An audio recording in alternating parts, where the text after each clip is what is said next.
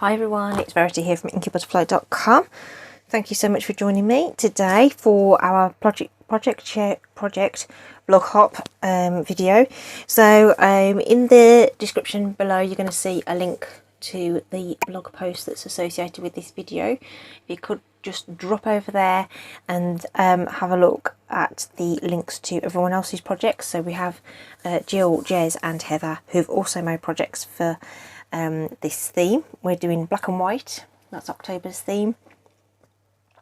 So I'm just making a quick and simple card. So I don't have a sample prepped because it's going to be so quick and easy, and hopefully you'll get some inspiration from that on how you can use a monochromatic sort of look for your cards, in this case black and white, and then the other ladies will have superb ideas for you too. Okay, so the stamp set I'm going to feature is one called Shaded Summer, and if you were lucky enough to get the dies when they were available, there is some dies that go with this set, which I did and ah about using, but I figured not everyone's got them, so we're going to just stick with the stamping, but you could totally add in some dimension by using the die cuts as well. So this is what we're using, and I've already prepped the layers because as a bit of a time saving thing, I actually keep a whole bunch of card layers cut and stored so that I can just reach for them and I know they're going to be the right size. So that's what I've done here. I also sort of, when I do card bases, you can get two from a sheet of thick basic white, whether you're doing tent fold or regular sort of side fold. You can get two out of an A4 sheet, so as you can in the American A2 if you're using 8.5 by 11 over in the US. So I tend to just, you know, get a few different sheets cut and scored so that they're ready to go as well. So, you know, I have a stash of those, and same my layers. So a full card layer for me is 4 by 5 3/4, and then I've got some basic white, 1/8 of an inch shorter and narrower, and then my mini layer, the black layer is 1 inch shorter and narrower than the bigger black layer. Okay, so everything's just shrunk in, so that's 3. The black layer is 3 by 4 3/4, and then take off 1/8 to make that shorter and narrower to get to the borders. So that's what we're playing with today, and we're going to stamp on both white layers. So we'll just pop the others to one side just for a moment. So the larger layer then, we're going to stamp on the background. Just while I'm thinking about it though, I'm just going to jump ahead and we're going to add some ribbon to our project. So we do have this lovely crinkled seam binding in white, but I kind of figured, let's make it black. So I'm going to bring out a Stampin' Blends marker. So again, if you don't have one of these, you could use the Stampin' Right markers. I don't have a black one, but one of these ones. These are the water-based markers, so it will take longer to dry. The ones in the round barrel, the Stampin' Right markers are water-based. It will take longer to dry. But these ones, these oblong pens, are the alcohol markers, and they dry really quick. But nonetheless, I'd like to get this done so that it was ready to do. You could leave the ribbon white if you don't have anything to colour the ribbon with, but I figured it would be a little bit of fun if we did that, so let's do that. Another option would have been to use the black and white gingham ribbon, so that would have matched our theme too. And even with the black and white gingham ribbon, it's quite good fun to add some colour to that, so you get black and whatever colour.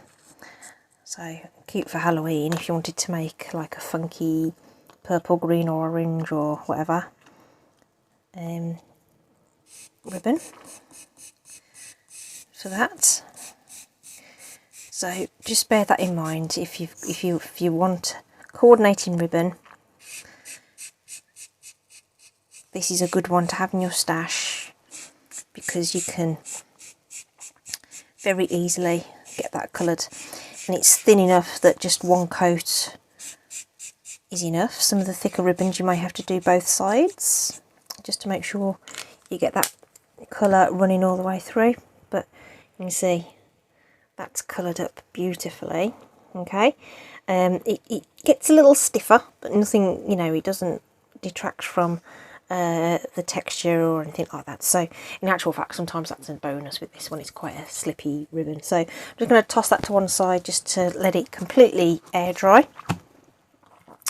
We'll keep our scrap of paper here to do some background stamping. So I've mounted both this image and this one, so the two main images in the set. So this one's going to be my feature piece for the small one, but I'm going to use this one with the sort of spriggy things and stuff, a bit more interest on it, as the background. And I didn't even grab my ink. Tuxedo black memento ink, water-based ink. Could use StazOn if that's what you've got.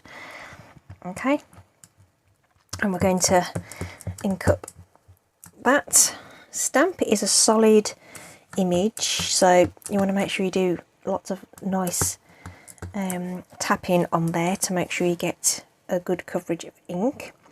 Now remember, we are going to be putting our layer over the top of this, so the centre portion isn't going to matter.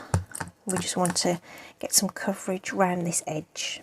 Okay, so lots of light tapping on your ink pad disperses the ink over the rubber or photopolymer if you're using photopolymer set. There's lots of different sets you could use for this technique, and lots of tapping on the ink pad. Hover over the card where you think you want it to go, straight down, firm pressure, but nothing, you know, nothing heroic. Okay, just firm pressure, hold it down for just a couple of seconds, lift it straight up, and you should get a really nice crisp image. So good quality stamps have really nice deep etching to them, so the ink sits beautifully on that raised surface without getting into all these nooks and crannies. Okay, so that's a marker of a good, especially for rubber, good rubber stamp set. Of course, Stampin' Up make great quality stamps. So you may notice as well that I'm rotating the stamp around in my hand as well. I'm not going down using the same portion of the stamp, just to give us a little bit of variation on how those flowers sit. Okay, so I think we might put this one here maybe. Okay, so we were starting to run out of room, if you like. That's okay. We can just drop in something there maybe. And I reckon that'll still be in far enough to fill the border, if you like. You could bring in your other layer if you're unsure. And what I've also done is picked up this little sprig, which is similar to what's in that design, just to help fill in some little bits around the edge. So you just want to so it just doesn't look like there's a gap really. It looks like a sort of continuous image, and you'd be surprised what a difference that makes to the overall result really. Okay, so I might just put a little something there, and it is only little somethings, but it really does fill out that design really nicely. Okay, so that's what we've done there. And like I say, if I grab, which is under my ink pad over here, isn't it? Oh no, there it is, got it. It's alright, I'll put it over there. So if I grab my black layer there, that's comfortably going to be surrounded by all that lovely stuff there. Okay, So I hope that's okay. We'll just flip that over just for a sec. And our small layer is here. And this is my other image. This is the one I want as the focal image. So again, solid stamps, you need to be inking that up really, really well. Give it a good look over to make sure you've got it all and you've got a really nice coverage of your ink. We'll say to you, if it's a brand new stamp, I would say ink it, stamp it on some scrap a couple of times, and it sort of primes it somehow. It just helps that ink cover very well. I'm going to sneeze. Excuse me. Oh, and it covers much better once you've done that. Okay, so that's looking super duper. Okay, and I'm like hanging it up in the air, so I'm just going to make sure that that's nice and good and wet again, so that it hasn't dried at all. Okay, and with the solid stamps as well, if you have got a Stamparatus, that's even better, because it just means that you've got that opportunity to re-ink the stamp and go over it again if you want to make it really, really black. Okay, so again, like I say, we're just holding that down. We want some nice firm pressure to make sure that those solid portions transfer. Okay, and there we go. Beautiful. Beautiful. Okay, so we've got to resist the urge to add any additional colour to that, because we are going for a... oh, don't want that put away yet. I need to stamp a sentiment. Okay, so we are doing black and white theme, so that's layers done. We're going to need a sentiment, so I've just popped the Hello You because it was handy, because I was making something... oh, oops. Something else with that stamp set, so I'm going to drop that on there as well, and we're going to use the double oval punch to cut that out, and I know that fits very well because that's exactly what I did with the other project, which I'll be bringing to you sometime next week. So there's our little Hello You. Now with this double oval, of course, we do have that lovely scallop portion as well. And I've just looked across and I have some scrap black stuff. So let's punch some of that as well. Oh, that scrap's just gone. There we go. So let's punch that as well. So that's the double oval. That's really cool, that is. Because you've got instant, you know, layering all in one punch. Super cool. Right, let's stick it all together. Stick it all together. Okay, so my trusty seal. Almost called it snail then. Naughty, naughty. Snail was our old product. Okay, so that's layered up. We'll get this. Ooh, that's just run out on me. So we can get a new one of those. So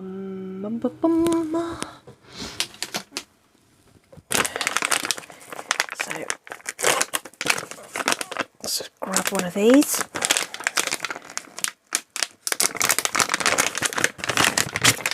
Actually got myself a new whole cartridge thing. So I'm going to wind it on a little bit and to get the adhesive running.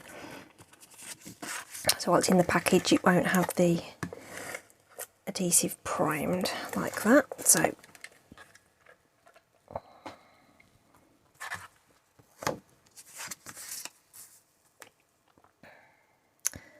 we're just layering that up like we always do. Just get that border straight, top, bottom, and right. Yeah, right, and then the rest should be good. So we've popped that on straight on our card, and this is the time where you can go, is it that way or this way? I don't know, but it really matters, this particular design.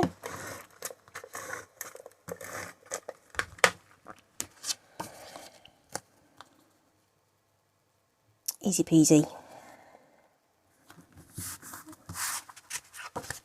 And of course there's like so many stamp sets that you could replicate this with, of course.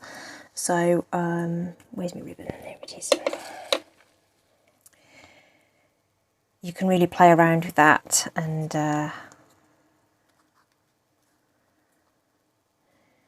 we want it at the bottom? Probably should have stamped that higher, and then I could have put that at the bottom, but I'm still going to put it at the bottom, I think. Probably on dimensionals. Yeah, fine, no problem. So just going to just run some of that across the back to secure that. Which way do I want the thing? I want it that way, so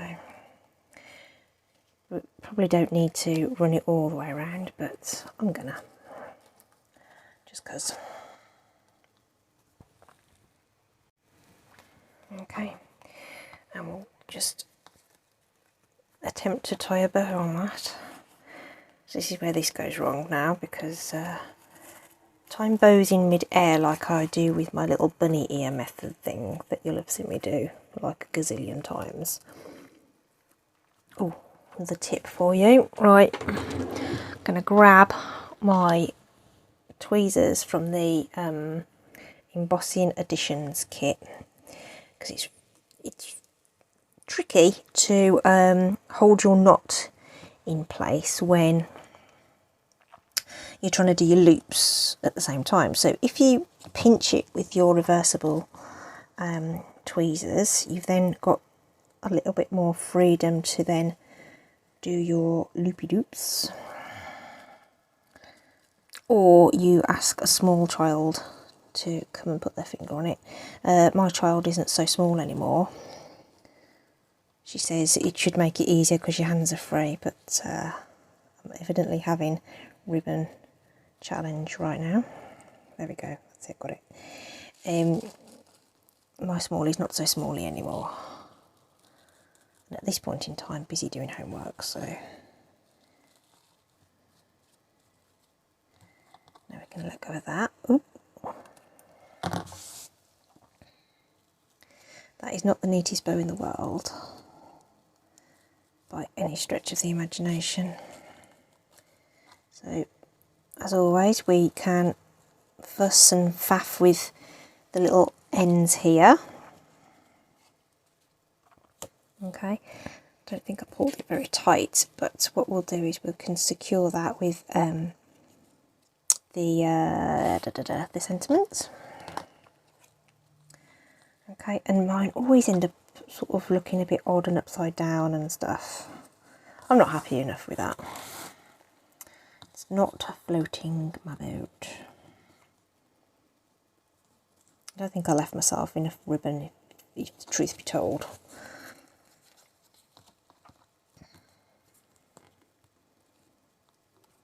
I would really like to hold that knot a little tighter as well.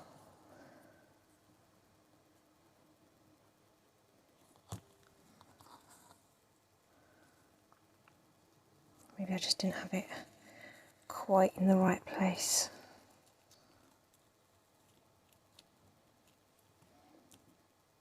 I think colouring it black has made it really hard for me to see where my loops are, and like I say, I don't think I've given myself enough length on the ribbon to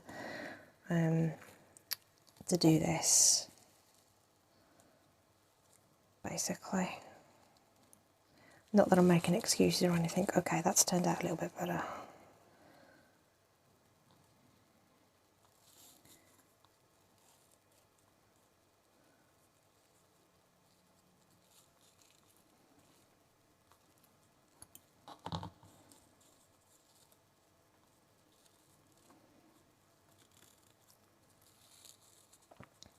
Okay, a bit happy with that now.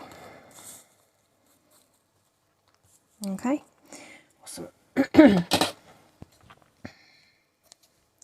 we can just snip away those little ends, just tidy those up a little bit. That probably took longer than the rest of it, didn't it? Messing about with that. So just when it's sort of sitting on its side like that.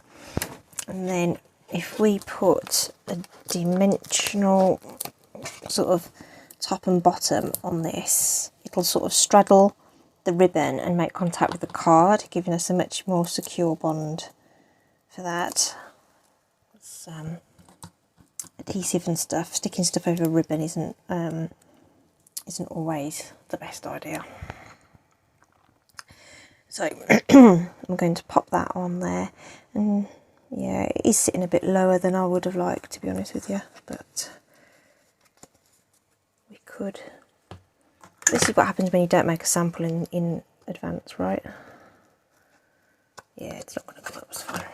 I thought I might be able to peel it up because it's ribbon and whatever, but it's fine. I'm just going to go with it. Crafting on the fly, everyone. I'm actually breaking the border at the bottom. Yeah, it's alright. Cool. Sometimes I've shown you that before, where I like to have, oops, let's not put it on the mat, shall we not?